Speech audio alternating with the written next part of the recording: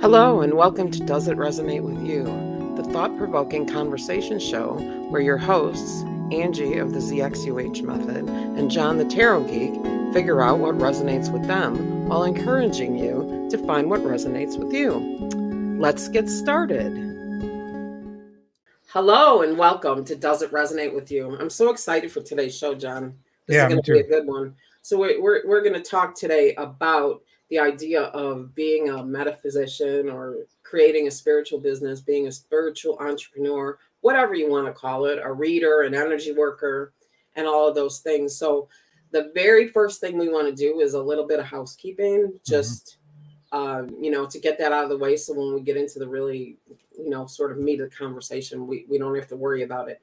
So John and I both agree on a few things. One is that you should find experts, tax expert, a tech expert, and a legal expert, right? You need to be willing to look for them in the right place, because one thing that I see in these spiritual mastermind groups that I'm in, and it just sends me to the other side of the world. Should I create an LLC? Now, I happen to have some knowledge of that because I am a tax person and I have been doing taxes for 25 years. And I'm not going to speak about that here. This show is not about telling you what to do when it comes to that. This show is not about giving you business advice, so to speak. Not even about telling you to create or not create a spiritual business for yourself. We want to tell you sort of what led us to it, what we think, the things that we've heard out there that we either resonate with or don't resonate with, and give you a better idea for moving forward, because one of the things I think people don't realize is you can do this. This doesn't have to be a full-time gig. It can be a side gig, right? Yeah. You can do it on the side. So side hustle's great. Did I miss it? I know, and I really would like you to talk a minute because you're really the tech guy, the SEO guy and the website guy and everything. And, I think that is one place where people really tend to freeze when it comes to, creating any kind of a spiritual business. Yeah. I suppose you'd want to separate the idea into, do you want to be an online entrepreneur, or do you want to be, do you want to do card readings in person? Or there's in person. So to that end, there's the basically the offline business where people have to come see you, and for some businesses such as healing, sometimes that's preferred. Then there's the online only business. I know a number of card readers that are doing only online appointments now, and then there's the hybrid. So in my case, I'm hybrid. I do some readings in person. I do some readings online. But you kind of have to decide which part of that makes the most sense for your business. And then just to reiterate what Angie said a minute ago, we are not going to give you tax advice. We're not going to give you legal or accounting advice at all. That is not the domain here. We're going to talk about our businesses. And again, stressing what Angie said, you need to find yourself a go-to person for tax advice, a go-to person for legal advice, and a go-to person for accounting advice, and also tech. But we're going to get more into tech in a minute. Right. And you're not going to find that person in a spiritual mastermind group. The tax person, anyway. Isn't that interesting, right? There are so few people that are both in the spiritual woo-woo world and also accountants. Right? You're just except for Radley. Well, right. And Radley was a badass accountant. Like I heard he was not, what he did was not anywhere near what I've done for the last 25 years. I mean, he was badass, right? Like, pardon my French. And yet didn't really love it. But I find over the years that I have run across a considerable number of spiritual entrepreneurs who are in some kind of tax trouble because they tend to be too left brain. And we were talking about that before we came on. The idea that,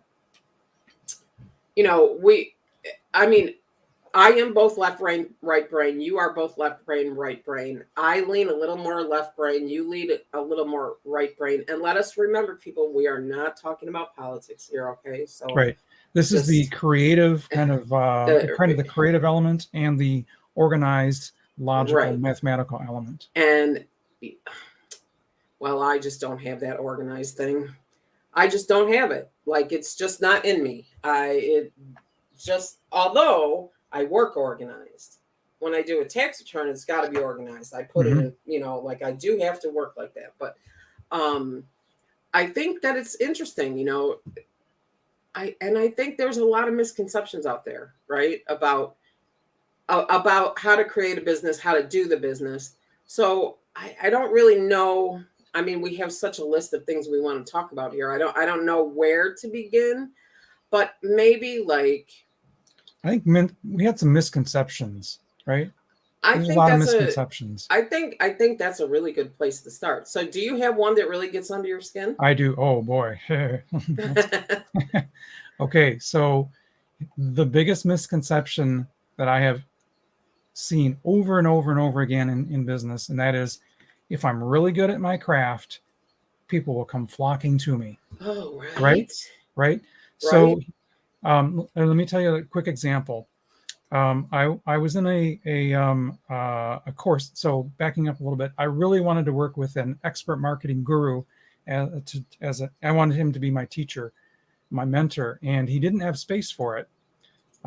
He wasn't taking on any more clients, but he said, so my wife and I do a life coaching business together, and I teach some marketing in that course. If you want to work with me, take that course. And so I said, sure.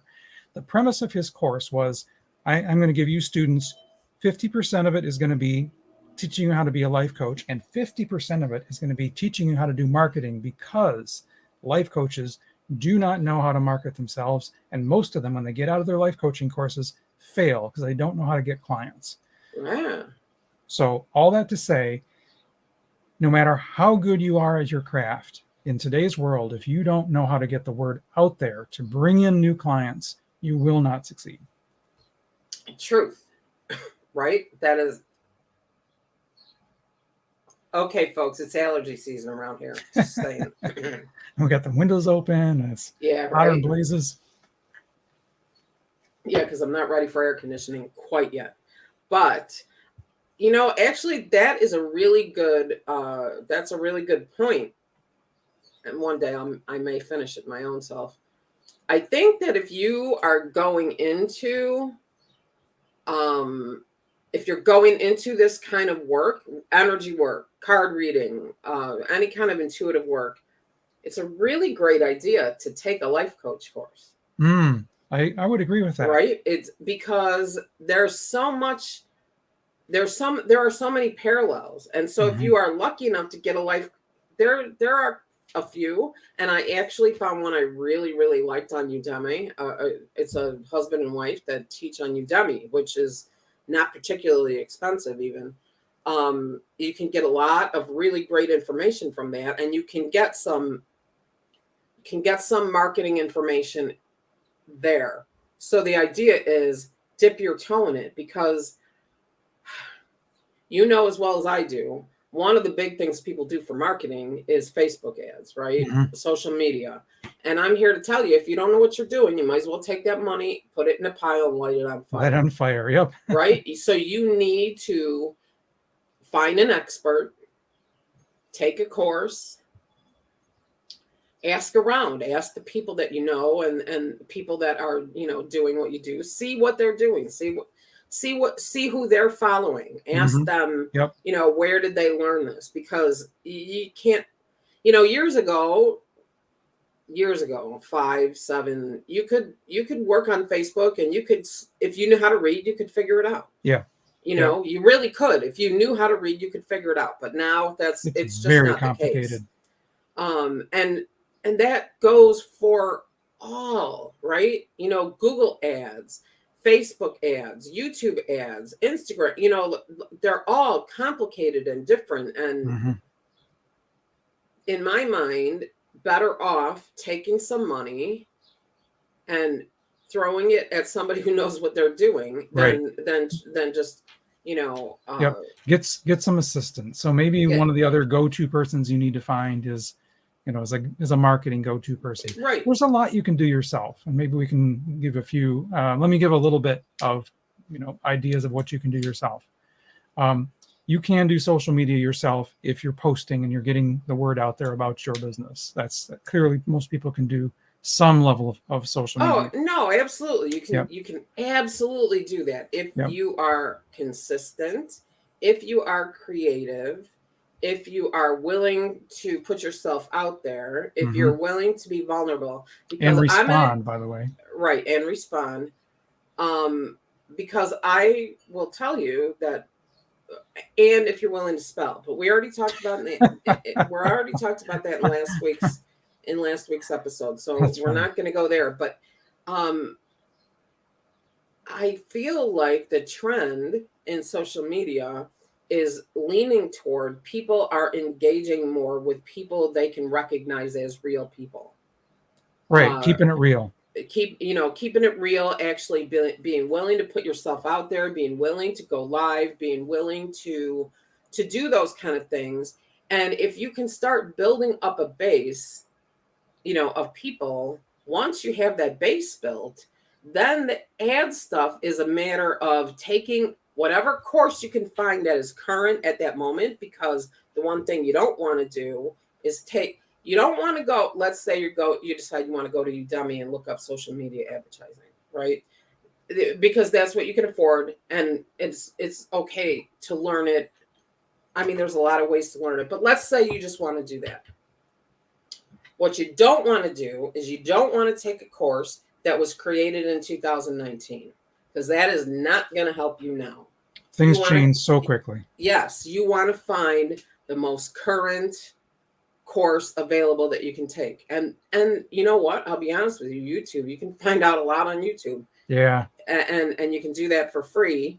Learn how to do things. You can learn how to record videos and how to do all kinds of things. Yep. So let me just speak to that real quick. So quite often when you're trying to find a course on something, and whatever it is, there's someone teaching a course on it. I was looking for a course. I'll just tell you that I was looking for a course on energy healing, and I got an email from Mind Valley, and the course was like $700, and I was like, I think I actually bought it, and then realized that if I went to YouTube and Amazon, I was able to get a book, the entire material, the same author, and the same material on YouTube that the course was selling. And I decided, wait a minute, I need to really think this through before I plunk down big money to buy a course. Yeah, right. Okay, so I can speak to the energy healing part a little bit. And that is our next week episode, actually, is all about energy healing and what that looks like and how that works. So I'm just going to take this for a minute. I am with you. Like when I'm not going to, take you on my philosophical journey about being a Reiki master or not being a Reiki master, or, the energy modalities that I've studied. But I discovered that you can, if you're looking for the title, you can become a Reiki master on Udemy for about $39, right? And you can get that title. I've never taken one of those courses, so I don't know what that actually means. And then, there are courses, things you can learn on YouTube, things you learn through a book, and those are fantastic.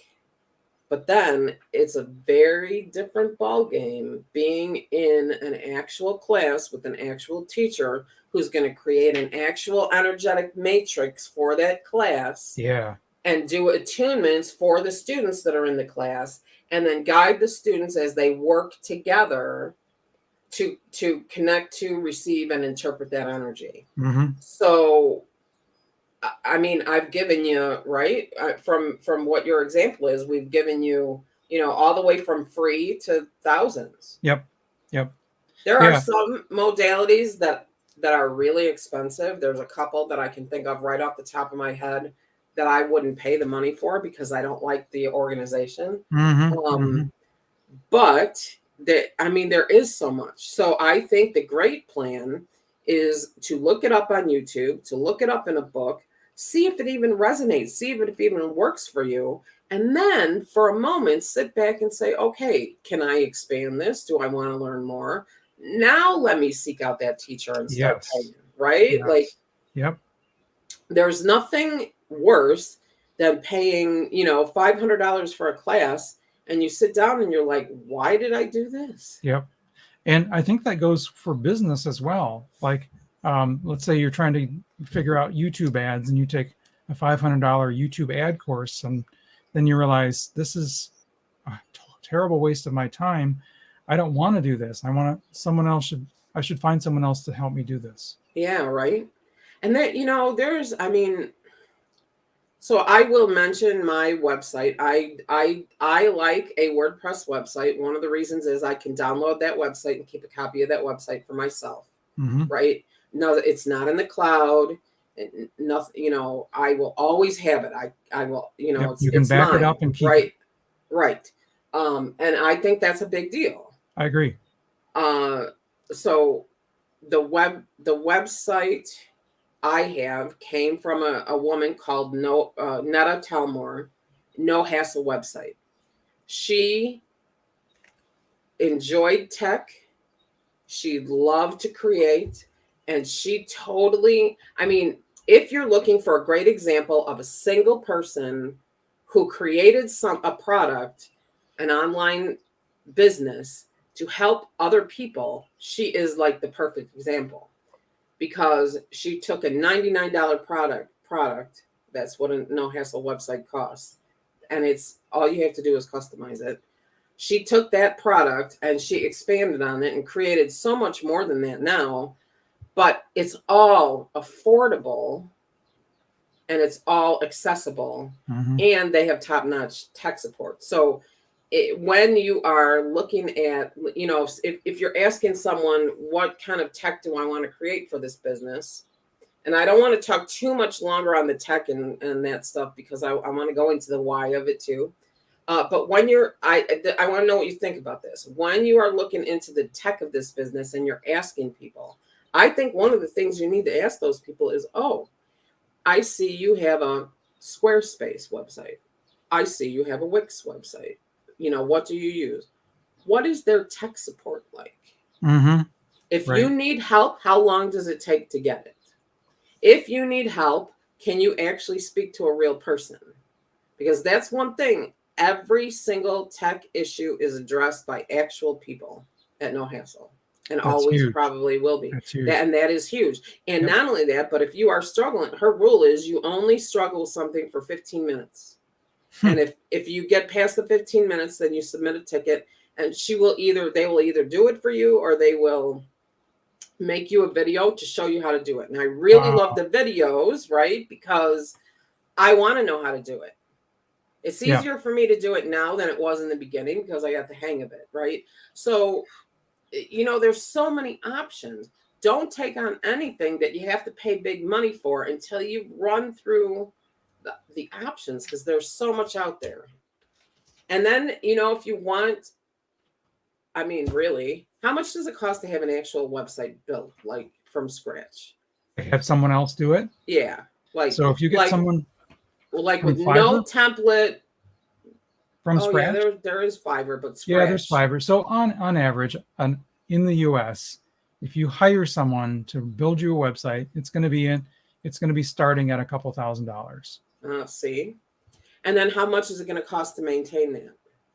If you have someone else maintaining it for you, probably $1,000 a year. See, and then that's not hosting. Right, hosting's pretty minuscule. Yeah, comparatively speaking. Yeah, a few bucks a month. But if you drink the Kool-Aid and think you have to pay for G Suite, then you got to add that. Right, add that on. That's $20-$30 a month. Yeah, and I really think that's drinking the Kool-Aid, if you want to know the truth. Especially if you're just starting out, right? Like I heard a great reference, using a bazooka to kill a mosquito. Yeah, yeah. Well, here's an example of that. So I have friends who wanted to build an online course, And so immediately what they did is they went to Kajabi and they paid the $75 a month. Oh no. Is it more than that now? Oh, way more. Okay. Nowadays it's like $250 a month. Okay. Point being, they immediately went in, they paid the big money for the biggest, most expensive, most complete online course system out there. And then they sat on it for 6 months before they were able to create their course. Oh, that's crazy. And it's just sad, right? All that money down the drain, as opposed to, no, first create your course, make sure you know all the pieces, how it's going to work, and then say, what's out there to host my course? Is it Kajabi? Yeah, because there's so much out there. Yeah. And I will say that Kajabi is a pretty robust platform. Absolutely. It's wonderful if you afford it. When you get to, and that's another thing. That's another thing I'd like to remind people of. Nothing is permanent. You can pick a website, you can pick a Wix website and have that for a year, and you can move as long as you keep the URL, you can move it to another one. Yep. So you can pick a lower cost course platform to start out, build your course, get yourself going, and then move to Kajabi. Exactly. Not a big deal. Right. And I'm here to tell you, because I have a client who has built quite a bit now on Kajabi. There are people you can pay to build the content. You give them the content, they format the content, upload it, and boom, there you're done. Yep. And was well worth it to her to pay that, because it took them 4 hours that she had to pay for, or where it would have taken her 20. Yep. Right. I love that 15-minute struggle rule. Only struggle with something. Great? Yeah, it is. Only struggle with something for 15 minutes. Isn't that amazing? If you hit your 15-minute mark, call for help. Find whoever your go-to person is, go to that person or your tech support. Right. Well, I mean, that's no hassle rule, sure, no but hassle website. Taking that as a broader, if kind of rule for life. Offer that to you, because I got to tell you, there's been some things I tried to get support on, and GoDaddy gives good support. I will say that. I would agree with that. GoDaddy is great, get good support. I didn't do so well with Wix. Right. Support. I've had other software that I've purchased that I literally waited 4 days for them to reply to my ticket. Right? Yeah, right. See, so yeah. But okay, so enough about that. Listen, this is what we're trying to tell you. There's a lot of things we could talk about, but we're already like 20 minutes into the show. If you want to create an online business, which is really the way that spiritual entrepreneurs seem to be moving, is online. Oh, I do have one more thing I want to ask you about before I hang this up. But find yourself, know where you're asking your questions, right? Don't ask tax questions in a spiritual mastermind.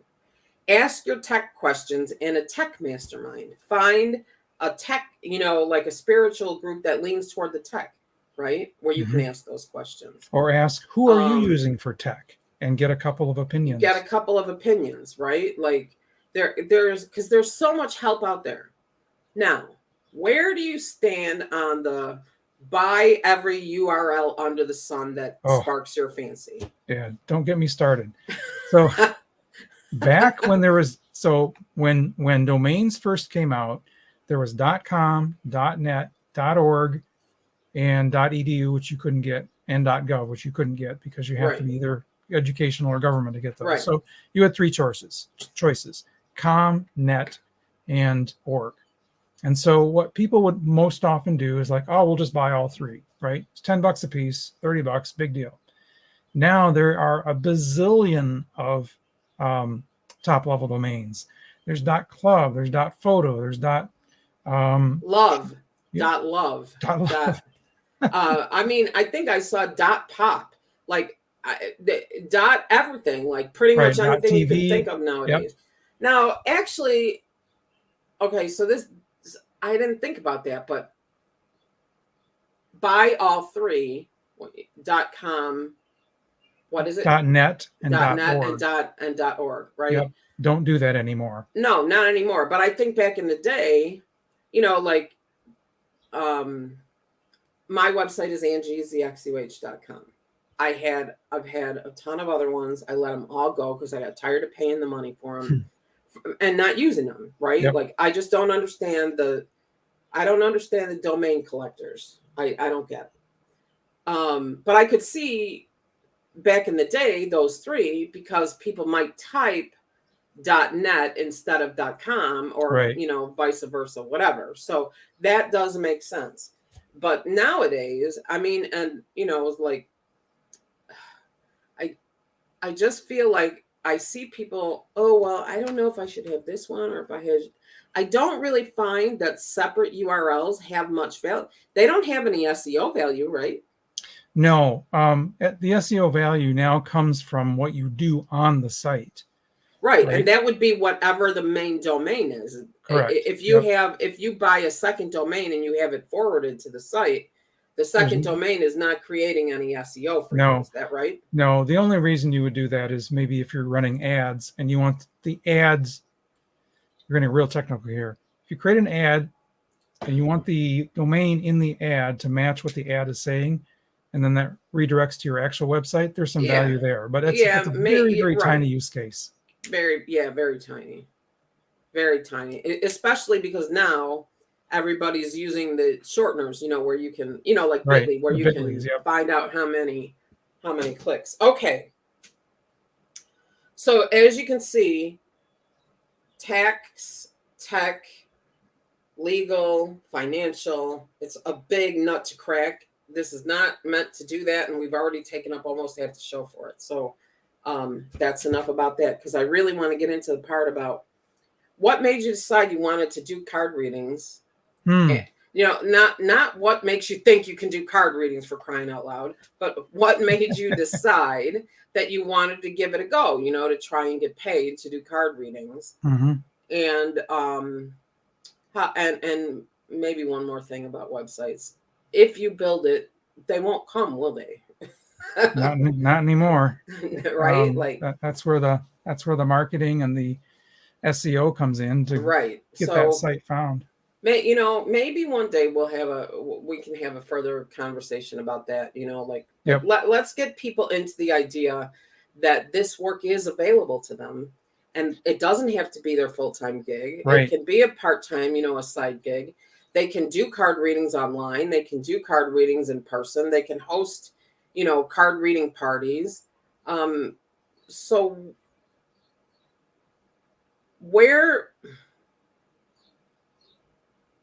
at what point did you feel like you had it enough together to be able to start offering to do card readings for money? Good. That's a good question. When I started out, I was still in one of the Radley Valentine classes. When I said, you know what? We should do a practice session. We should just get a bunch of people together that are all in the class, do a practice tarot reading Zoom party. And so I announced it. Funny story on that. I announced it like a marketer would announce it in Radley Valentine's group, and it got shut down because you're not supposed to be self-promoting in that group. And I was right. Oh.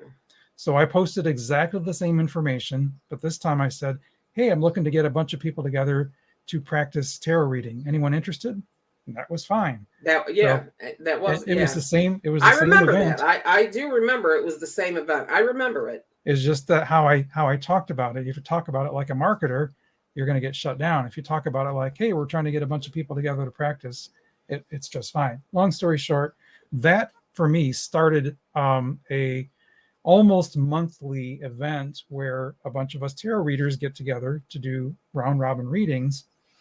After I'd done 3 or 4 of those, I realized that number one, I had kind of gotten the hang of tarot reading. I wasn't, I wasn't a star yet, but I realized that intuition was a real thing, that I was really able to do a reading and provide someone, some advice or answer a question. And from that point on, I thought, I wonder if I should perhaps put together a little website and offer this to friends and family. And it started out just friends and family. And from that point, I started getting referrals. Like someone would refer someone else to my website, and I would get a message saying, so-and-so just bought a reading. I'm like, all right. Nice. Yeah. I guess it's real. So it was referrals for me. I wasn't out there marketing myself. I wasn't really promoting, but I was getting referrals. And at that point I realized, okay, this is a little side gig, and it's the real thing. Well, there you go. And it's a wonderful side gig, isn't it? I So love it. It's such a great um, relief from the daily grind part of the business. I like what I do, but there's the got to figure this out, mind, think, and then there's the wide open expanse of doing a tarot reading. It's a totally different feel, and it's very freeing and joyful to do a tarot reading. it is, isn't it? And it's interesting. So for me, I started as an energy healer, energy worker, energy healer, energy medicine. Yep. That there are a ton of those sort of misconceptions around what you should call it. And I remember, the conversation. Oh, I don't know. You shouldn't call it healing, and blah blah whatever. Call it what you want at this point. Mm-hmm. So that's where I started, and I've done a ton of energy sessions. I did enough energy sessions to be able to call myself an energy master, within someone's actual structure and framework. And I worked hard to do that. And then, as I was telling you before we started, I sort of in that endeavor and working, one of my teachers and I used to just go sit at Starbucks with a bag full of card decks and do readings, like, whoa, what's this? And then people would come and they would sit down and like, oh, can you read for me? And, really? just Cool. I mean, a lot of times it was people we knew, but sure, still. but it was still, generating some, and I was like, oh, and that was what led me actually to the first Radley, the angels certified angel card reader, right? That's like with the one. other woman that, that one I'm talking about, the other woman. So over time, I've been trying to figure out how, because another thing I studied was Akashic record reading, which I adore. Over time, I was trying to figure out how to put all these things together. And I came to an interesting realization, because truthfully, I've never been particularly successful with one-on-one energy sessions. Mm-hmm. It's never been a huge thing. But before COVID, I did group sessions, my guided meditations, energy meditations, crystal meditations. Yep. Like people get lost leaving the building after my crystal meditations. So I know that feeling. Yes, it's that is what it is. So I realized not long ago, last week, that when I do an energy session, hands-on, in person, one-on-one, I'm looking at the clock and it's like 5 minutes, 5 minutes, 5 minutes, 5 minutes. But when I'm on Zoom and I'm doing an intuition and manifesting coaching, it's, oh my God, an hour and a half has gone by already. Where did the time go? So that tells me that the one-on-one didn't ever really manifest itself because it wasn't meant for me. Not to say I'm not good at it, because I can do a hell of an energy session, but it's just not what I want to do. So I think the best thing to do in the beginning is try everything and keep what works, right? So, I mean, you want to study energy healing. Maybe you study energy healing, you get attuned to a modality, you find that you really love to do it. And you might do it as often as you do energy, as you do card readings. You may not. You know what I mean? Like, but you don't know until you try. Right. So there's no one right way or one wrong way to do it. You should try everything. So if you follow along with what a lot of people think, I picked energy work when I started out, and that didn't really pan out. So I should be done then, right? You know what I mean? Like there's not a lot of room in people's minds for a pivot, right? Like there's not a lot of room for in people's minds for a pivot of any kind. So I am pivoting, and when I picked up the 3 or 4 decks, and I dealt out the 3-column, 4-card, 3-column, 4-row reading. Standard reading. Um, and people were like, well, I took notes and it followed the timeline and it was amazing. And, I was like, oh, well, there's something here.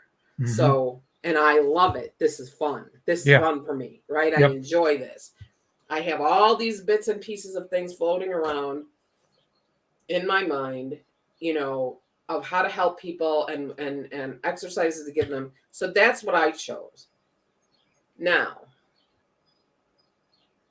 does that mean this is where I'm going to end it? I don't know. I mean, I have an idea of what I really want. What I really want is an online empire. So who knows? We'll see what happens. Yep. We're going to go right now for a shameless plug because we ran over a few minutes. Sure. So I'm going to go first this time, just, because I don't know, because I'm already talking. Just because you're already talking. I have actually activated my own YouTube channel. So does it resonate with you? This is our YouTube channel. This is where the talk show lives. It has its own website. Does it resonate with you? May or may not in the future have its own Facebook page. I've been hearing that in the back of my head, and I'm trying to ignore it, but they keep saying it. So you know how that goes. Mm-hmm. Anyway, so this is Does It Resonate With You? This is Angie and John. And we have this channel. On separate channels, John the Tarot Geek, John's got the Tarot Geek, and I have Angie ZXUH, and I've started now doing card of the day and reading the energy in the world, and giving energetic advice and guidance on my own channel, Angie ZXUH. Here's a little clue. Do not search Angie ZXUH. You will never find it. Just search ZXUH.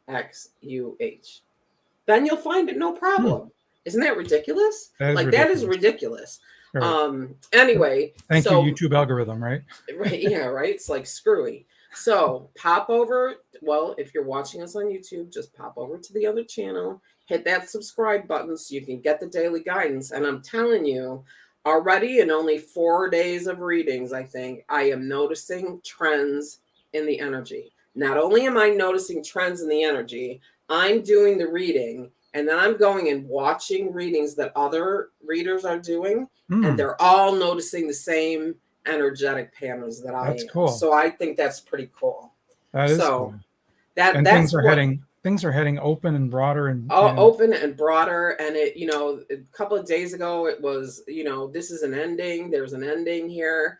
And then the very next day, I got, I got Saraswati, the Hindu goddess Saraswati, who's all about mastery, right? Starting new things, practicing. Sweet. And I was like, wow, because that was like, then I went and listened to Radley Valentine's, what does he call it? Energetic Weather Report. Yeah, the Energetic Weather Report. And he had a guest on, another guy who created a card deck, Ari something.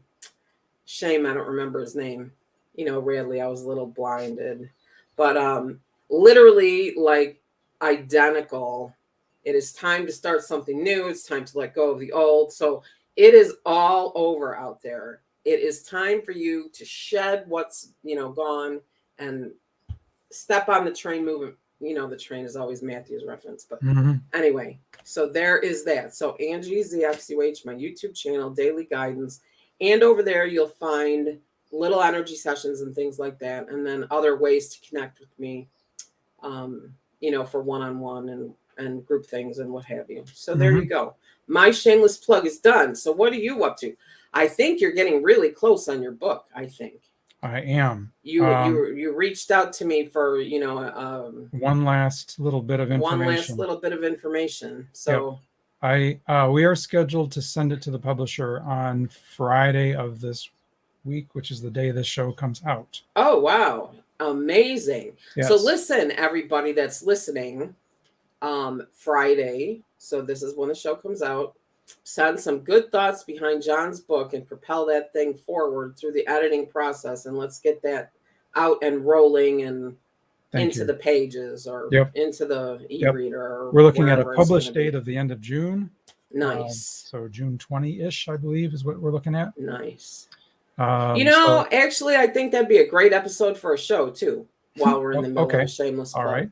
The idea of writing and coming from somebody who's written a book and somebody who's got one rolling around in their head, I think it would be a really interesting conversation. And I think that we have a lot of people out there that should be writing, a lot of our listeners that Right. Yes, should I be find writing. that yes, metaphysical and spiritual business people tend to have something very powerful to say. There's something that Yes. propelled them into this business, and they want to share it. They deeply want to share it with the world.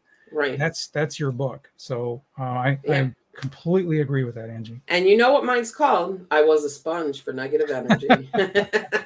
Well, that's the working title, but anyway.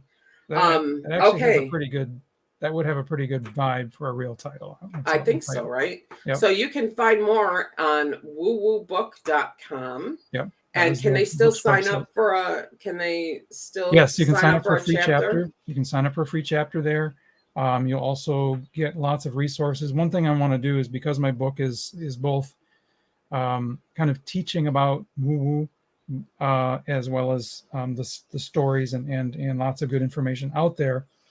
I have several workbooks and guides that go along with the book. So when you buy the book, come to the website so you can download the guide as well. Ah, nice. Fantastic. All right. Well, that's great. So see, yet another example of what you can do if you're a light worker, right? Yep. Wow. So we didn't talk about too many. I mean, there were some of the misconceptions, but I think there's a couple that I'd like to discuss. All right. Before we run out of time. So one of them is you have to be healed to be able to be a healer. You have to have all your work done to be a healer. I think if that were true, there wouldn't be any healers. That's what I think. What do you think? Most of the healers that I know have some issue that they themselves are dealing with. Right. It's the wounded healer. And that's an astrological thing, isn't it? Yes. The wounded healer, isn't it? Yeah. I think that's actually, is that Chiron? Is Chiron the wounded healer? That sounds right, but we'll have to get Lisa back on. Yeah, that's right. It's time for another Lisa episode. Yeah, Chiron, the wounded healer. Chiron is known as the wounded healer and is considered to represent our deepest emotional and spiritual wounds. And I know I've got Chiron somewhere in my chart, whatever. But I also got a Thor's hammer, so I think that makes a lot of sense if you think about me, like the bull in the china shop. Right. But anyway, so yeah, I think there's a lot of people, but I think there's a lot of people out there that maybe don't necessarily need to do their healing work, but they need to work on their filter a little bit and clear out some of the fear from the clear out some of the fear from their filter. We were just talking about somebody I work with was working with someone else who was doing some channeling. And I asked the question, what was the channeling like? What were you hearing? What was coming through? And she said it was all kind of negative and, fear conscious. And I said, oh, okay. What about the filter? Right. And this person had spent some time with their family, which tends to be kind of a toxic situation. So I think that, if you can learn how to clear your filter before you do this work, which is what neutral space is all about, neutral state, which is, one of the cornerstones, one of the pillars of my work is neutral state, right? Neutral state, the prayer of intention, and then visualize, align, surrender. Those are the pillars of the work that I do. I think that you can do anything. And I think that as you work through your own stuff, it gives you an incredible insight to working with other people. Right. What they're going through. Right. Because I think like attracts like, right? So, I mean, I started to watch that movie, The Secret, but I started it late. So I only made it through like the first 10 minutes. And I realized they were talking about the law of attraction. Yep. And I think that there's an episode there too. So next week, our episode is going to be about energy healing, but we've already got 2 more episodes that, in our minds, writing a spiritual book, and then also law of attraction. The law of attraction. I think it would be, because I have some thoughts about how that all kind of works. Yeah. So anyway, so there's that one, and then there's the ever present. You have a gift. Where are you going? I have a camera that just moved. There we go. There. Ooh, somebody's in the room with you. Yeah. The ever present. You have a gift, so you shouldn't charge for the work. Yep. That is a joke. That is that. I think the tarot people started that one.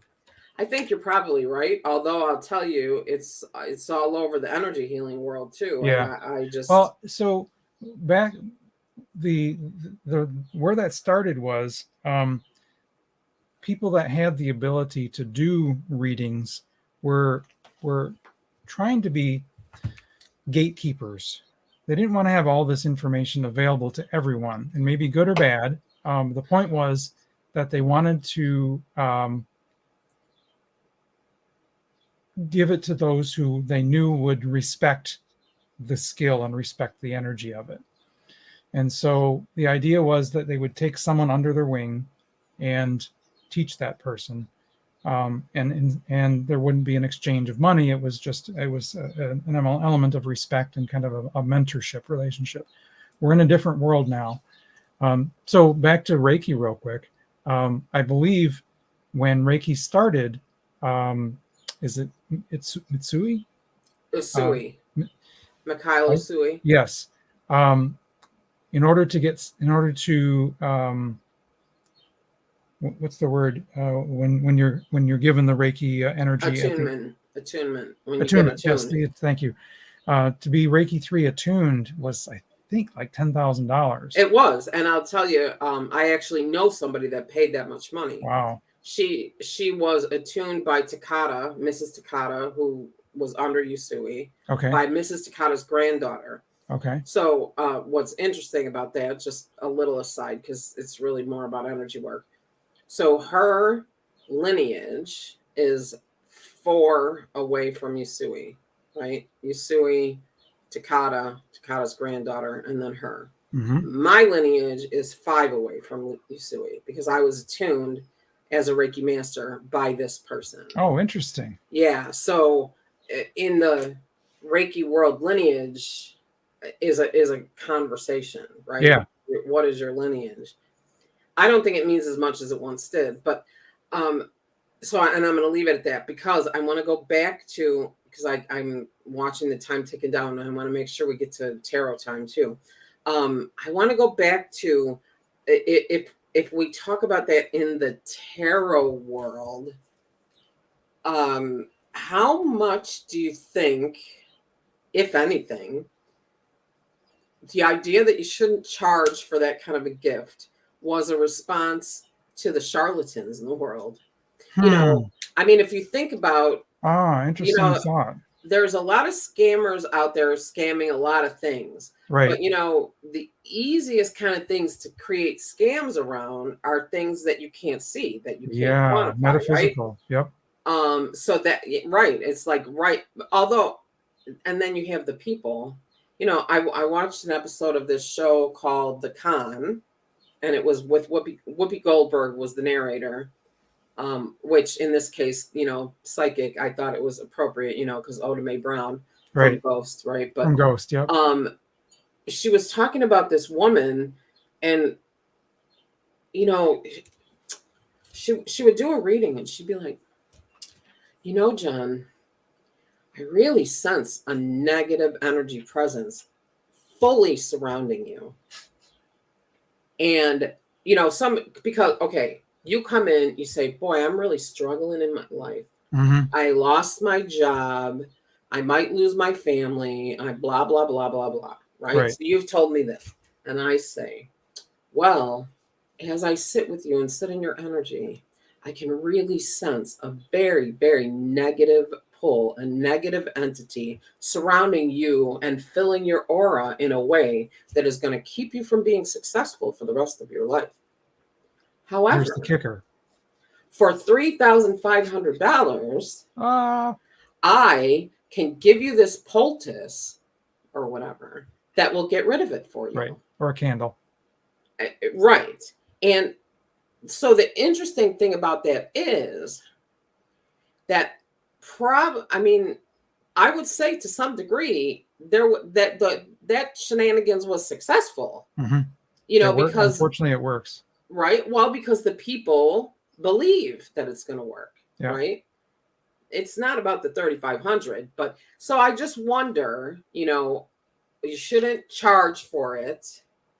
It's a gift. Yep. Do you think any of it is in response to the sort of charlatans and the scammers that are and have been out there forever? Like, certainly if you are the real deal and your motivation is not, I'm going to make a lot of money with this, that clearly states or clearly demonstrates that you are not a charlatan. Right.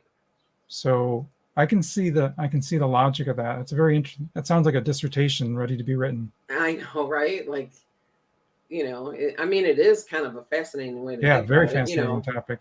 And you have I'm reminded of Penn and Teller just because they're entertaining. The reason I've actually seen Penn and Teller live. I met Penn and Teller, heard Teller speak in a restaurant that I was at in Virginia Beach. Or no, I was in Norfolk, Virginia, but whatever.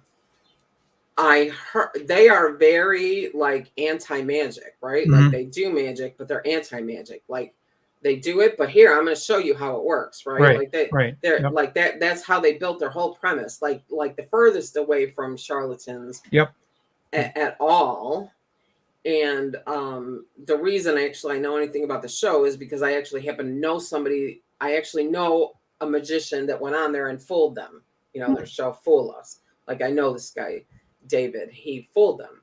But I remember hearing Penn say I think he might have actually been referencing the Long Island Medium. There are no dead people that people are communicating with. When you're dead, you're dead. Like he had no respect. No respect. None. Right. And now I don't really care to watch.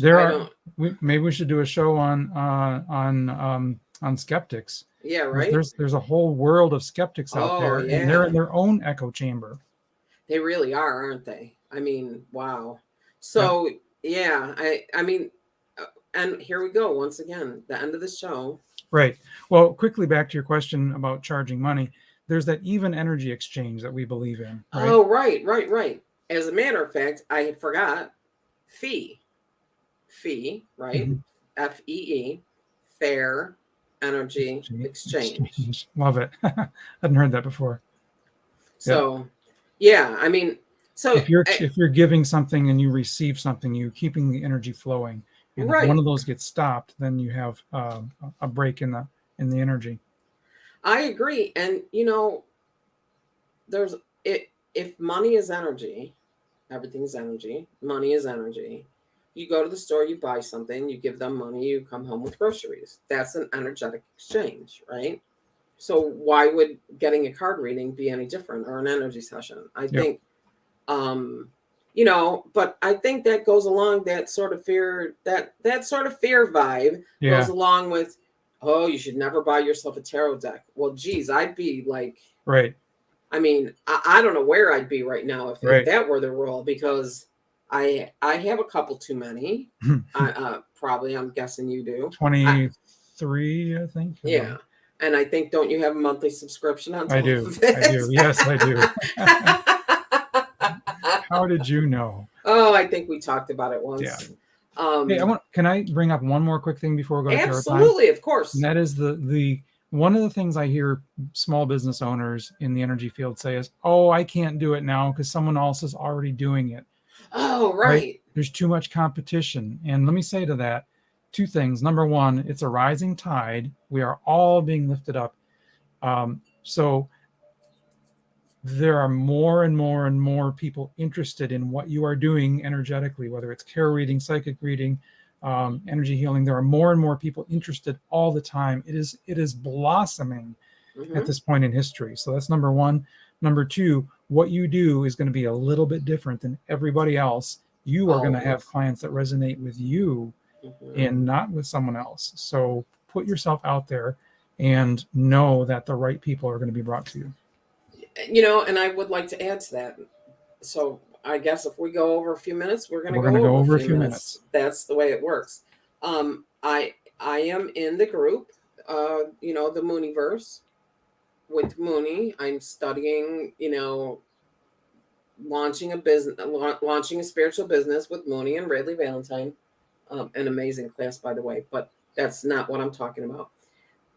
Often Mooney says, and he keeps his finger on this, that the number of people who identify as spiritual as opposed to religious, it increases every day. Every year that number goes up.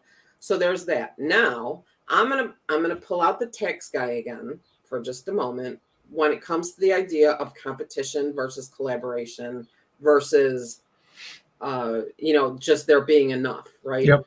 First of all, collaboration lifts everyone. I do some of my best work in collaboration with other people.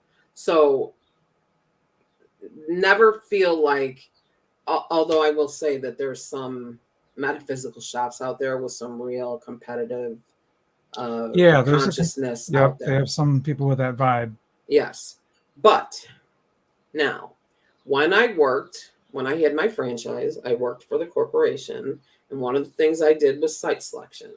And one of the first things we did when picking a site was to see that a competitor was within a quarter of a mile of that site. Right. That gave it an A rating. And the explanation to all the naysayers was, have you ever seen a Burger King without a McDonald's?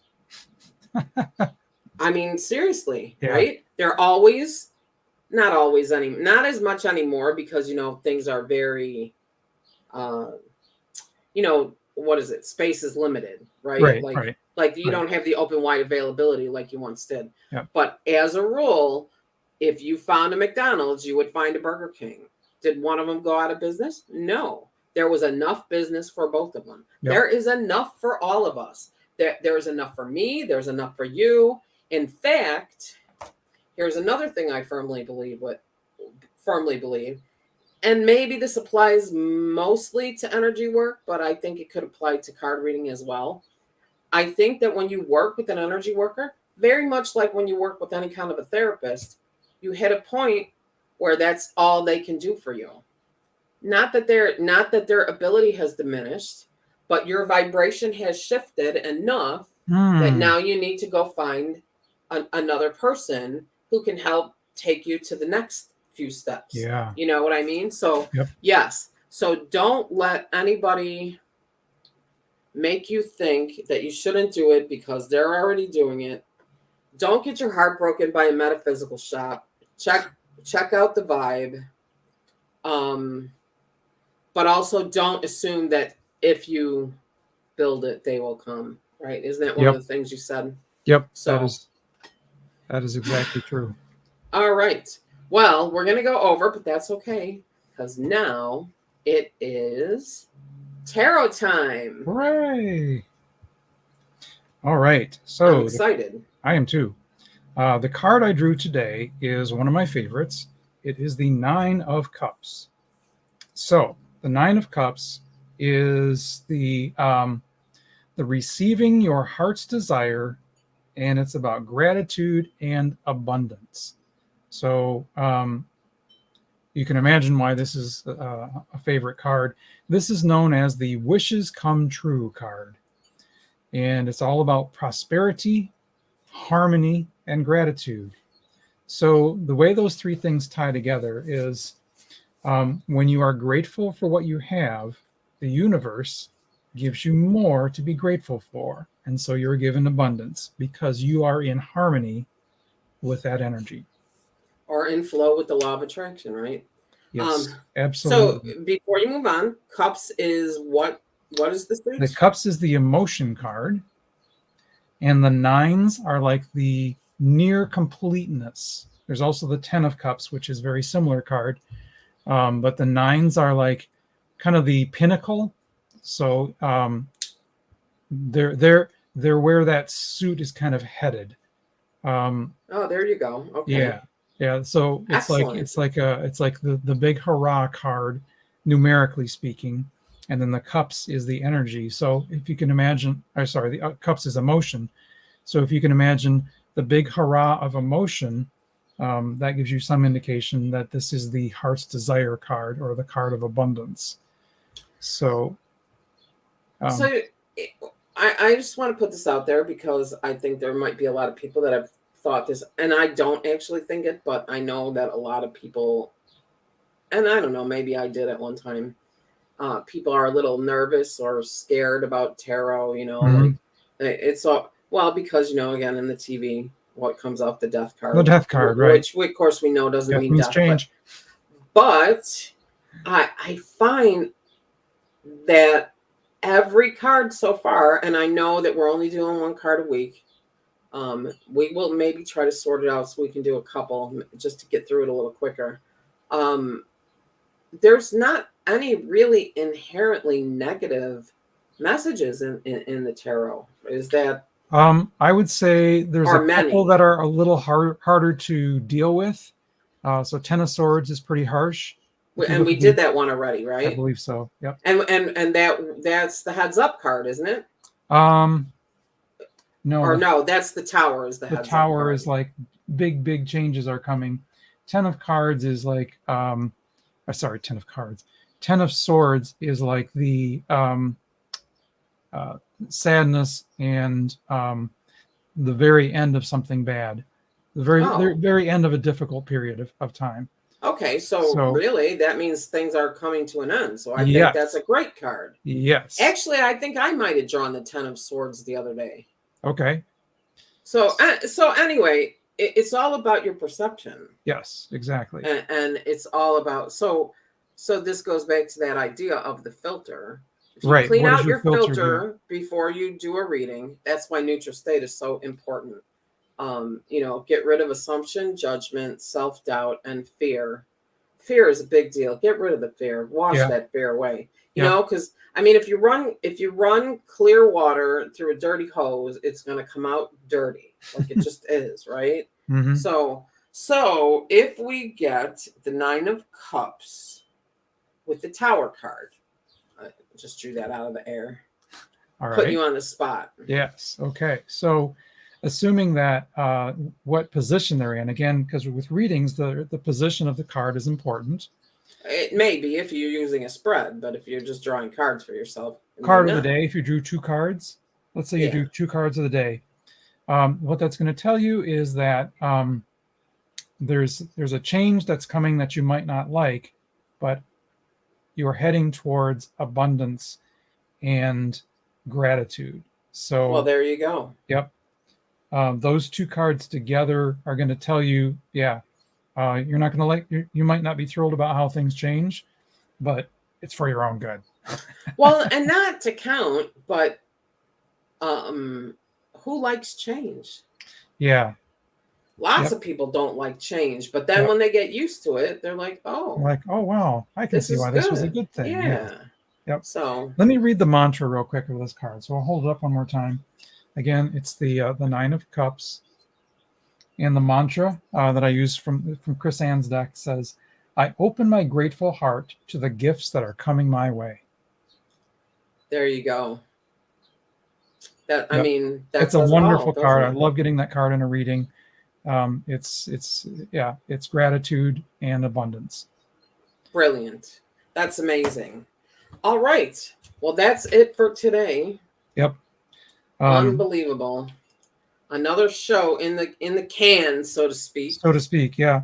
And Um, I just why don't we just put that out there? If people have questions about a business, we put them in the show notes. And as long as it's not tax advice, legal advice, or accounting advice, we have resources to point you to.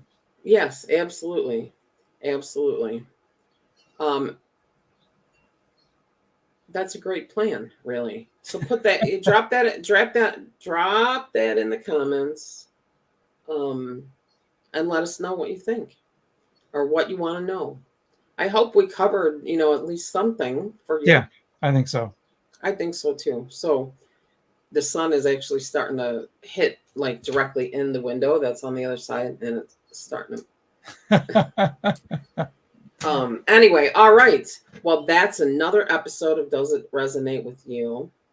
Join us next week when we talk about energy work and what that's all about. Like, yep. I think that maybe there's some of you listening that have never dipped your toes in it. And I think there's other of you that have dipped your toes in it. I know that we've got at least one listener who was very grateful to hear in one of our episodes that you don't have to do everything by rote, that you can empower yourself to connect in your own way. So absolutely. And I advocate for that, like in a major way. I'm all over that. So anyway, so thank you very much for joining us. Thank you very much for listening all the way to the end. And we will see you next week for energy work. Have a great day. Thanks, John. Thanks, Angie. Have a great, great weekend, right? Yeah. Thank you for listening to Does It Resonate with You? The thought-provoking conversation show with your hosts, Angie of the ZXUH Method and John the Tarot Geek. Please help us out by clicking the subscribe button here on the YouTube channel. We appreciate your support.